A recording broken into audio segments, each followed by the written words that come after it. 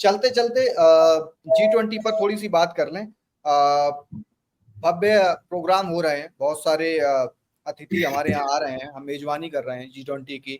लेकिन चाइना और रूस के राष्ट्राध्यक्ष इस समिट में शामिल नहीं हुए हैं, जिसको लेके बड़े सवाल उठाए जा रहे हैं कि जब चाइना से आप मिलने जाते हैं, आप उनको बुलाते हैं, लेकिन जिनपिंग यहाँ पर नहीं आए हैं।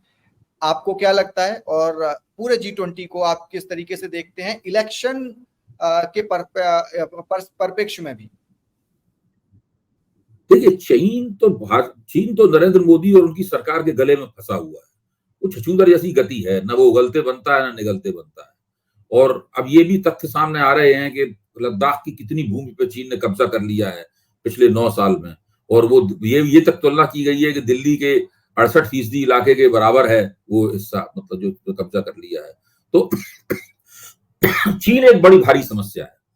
चीन ने जो डोकलाम की घटना के बाद में, यानी 2020 में डोकलाम की घटना हुई थी, उसके बाद से चीन ने जो किया है, जिस तरीके से सीमा का उसने अतिक्रमण किया है, अपना इंफ्रास्ट्रक्चर तैयार किया है चीन ने, अगर उसकी पूरी असलियत देश की जनता के सामने स्पष्ट कर दिया है तो मोदी सरकार बिल्कुल सांसत में पड़ जाएगी। यहां मैं फिर विपक्ष की आलोचना करूंगा। विपक्ष इन बातों को कहता जरूर है, राहुल गांधी कहते हैं और भी लोग कहते हैं, लेकिन जनता को इस मसले पर कैसे शिक्षित किया जाए, इस मामले में विपक्ष ने समुचित कदम नहीं उठाए हैं।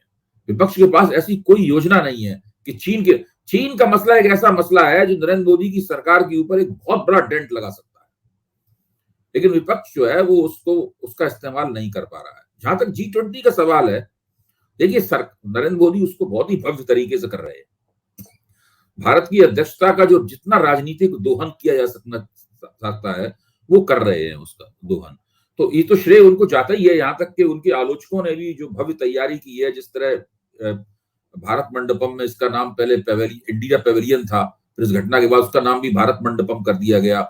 ये सब जो कर रहे हैं उसकी तो तारीफें हो रही हैं, और उसका लाभ भी विदेश नीति के धरातल पर भारत को होगा।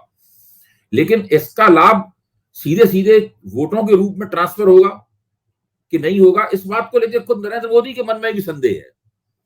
मैं उदाहरण के तौर पर बताता हूं, अगर उनके मन में संदेह नहीं होता तो G20 जब पूरी कार्रवाई गतिविधि चल रही है और कल से शुरू होने वाला अधिवेशन, उसके बीच में ही वो इतनी एक राष्ट्र एक चुनाव वाली बात ना उठाते, उसके बाद भारत बनाम इंडिया वाला विवाद नहीं पैदा होता।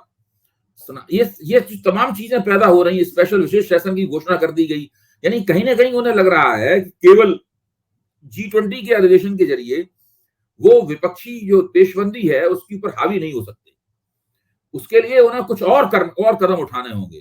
तो वो सारे कदम, सारी पेशबंदियां वो कर रहे हैं। तो G20 उनके अस्त्रागार में एक महत्वपूर्ण शस्त्र जरूर है, लेकिन उनकी निगाह में वो पर्याप्त नहीं है।